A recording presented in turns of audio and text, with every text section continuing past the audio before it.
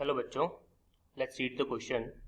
The question says, for the reaction 2SO2 plus O2 equilibrium with 2SO3, delta H is minus 57.2 kilojoule per mole and Kc is 1.7 into 10 to the power 16.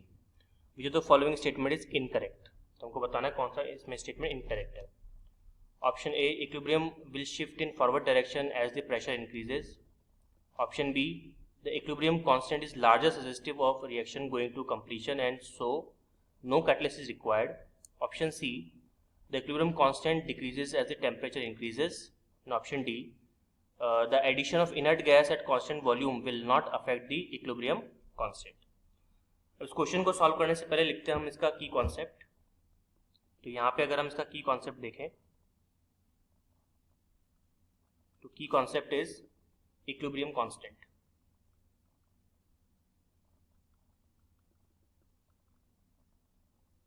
Equilibrium constant. अब देखिए इस question को solve करने के लिए यहाँ पर हमको पहली बात तो ढूंढना इनकरेक्ट है. तो वन बाय वन स्टेटमेंट को पढ़ने के बाद ही हम देख पाएंगे कौन सा स्टेटमेंट में करेक्ट होगा और कौन सा इनकरेक्ट होगा. तो चलिए स्टार्ट करते हैं. सबसे पहला जो स्टेटमेंट है that is the equilibrium will shift in forward direction as the pressure increases. देखिए अगर हम बात करें यहाँ पे ऑप्शन नंबर ए की, तो ये बोल रहा है कि जब हम प्रेशर इंक्रीज करोगे तो जो इक्विलिब्रियम है वो फॉरवर्ड डायरेक्शन में शिफ्ट हो जाएगा.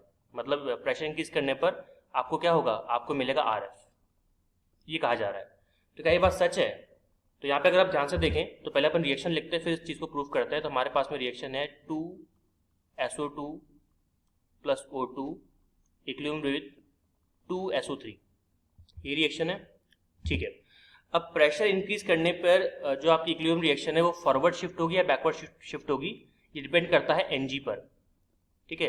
That is difference of moles per of gases पर. जैसे ये भी आपका गैस है, ये भी आपका गैस है और ये भी आपका गैस है. तो डेल्टा Ng की वैल्यू मैं आपको बता देता हूँ कॉन्सेप्ट. डेल्टा Ng की वैल्यू अगर नेगेटिव है और अगर आपने प्रेशर इंक्रीज किया तो जो आपकी रिएक्शन है वो कहाँ शिफ्ट हो जाएगी, वो शिफ्ट होगी फॉरवर्ड डायरेक्शन में. फॉरवर्ड. अगर आपकी डेल्टा Ng की वैल्यू पॉजिटिव हुई तो वो शिफ्ट हो जाएगी कहां पर, बैकवर्ड में. तो मतलब इस चीज को प्रूफ करने के लिए कि रिएक्शन आपकी फॉरवर्ड शिफ्ट हो गया बैकवर्ड या हमारा स्टेटमेंट वन सही है इनकरेक्ट, हमको डेल्टा Ng निकालना पड़ेगा. चलिए निकाल लेते हैं. सब डेल्टा Ng को निकालना कोई बहुत बड़ी बात नहीं है. तो देखिए इस रिएक्शन के लिए अगर मैं डेल्टा Ng की वैल्यू कैलकुलेट करूं तो डेल्टा Ng आप जानते हो दैट इज डिफरेंस होता है मोल्स का, मोल्स ऑफ गैसेस का. तो ये होता है आपका moles of product minus moles of reactant.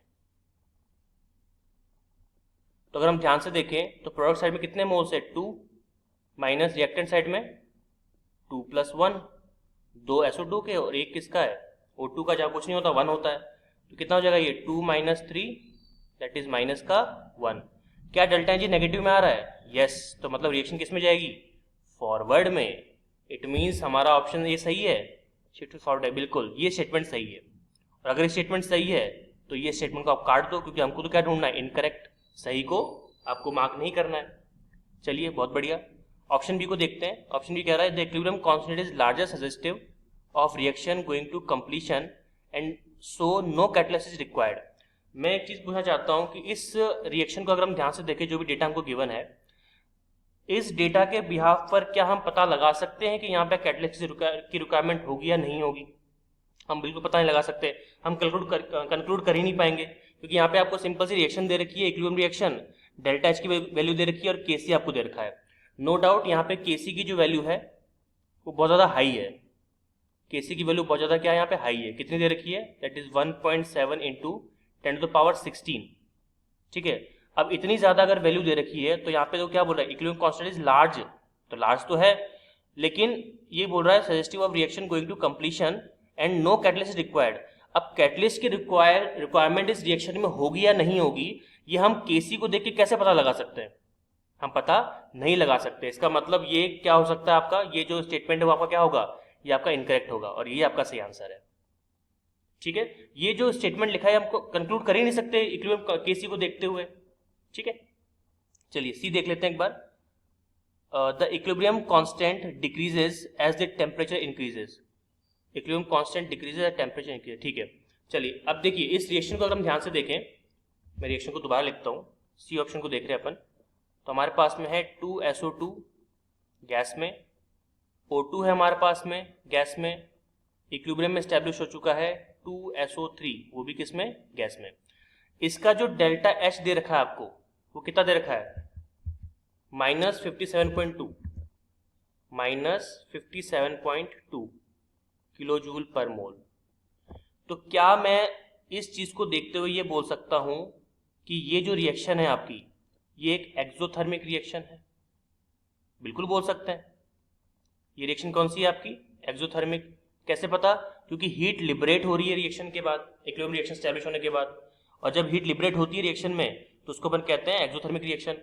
तो जब आपकी रिएक्शन एक्सोथर्मिक होती है, ये कॉन्सेप्ट पे ध्यान रखिएगा, जब आपकी रिएक्शन एक्सोथर्मिक होती है और एक्सोथर्मिक रिएक्शन में जब हम टेम्परेचर बढ़ाते हैं, तो टेम्परेचर जब भी बढ़ाया जाता है तो क्या होती है, इक्विलिब्रियम कांस्टेंट की वैल्यू डिक्रीज हो जाती है। इट मींस जो आपकी केसी की वैल्यू क्या हो जाएगी, वो डिक्रीज होगी, इंक्रीज नहीं होगी। इंक्रीज कब होगी फिर, जब आपकी रिएक्शन कैसी हो, जब आपकी रिएक्शन हो एंडोथर्मिक।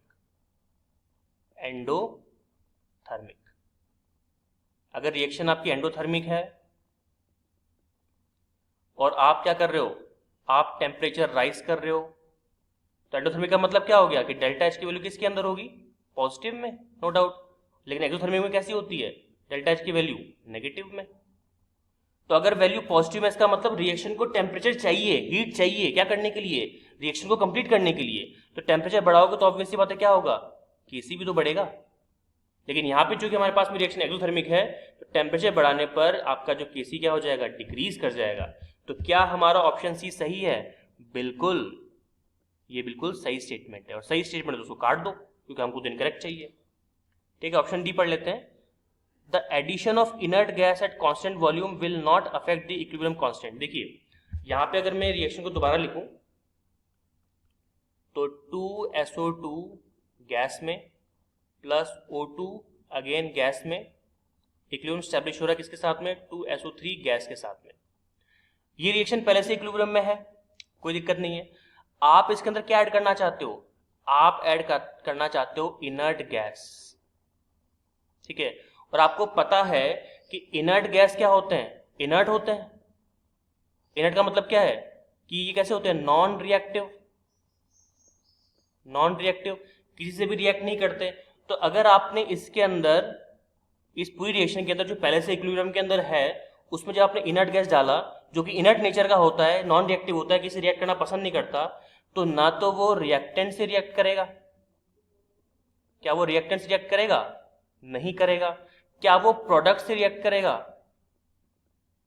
SO3 से, नहीं करेगा। तो जब वो किसी से भी रिएक्ट नहीं कर रहा है इनर्ट होने के बावजूद, इनर्ट होने के कारण, तो क्या इक्विलिब्रियम में कोई चेंज आएगा, कुछ ही चेंज नहीं आएगा, नथिंग।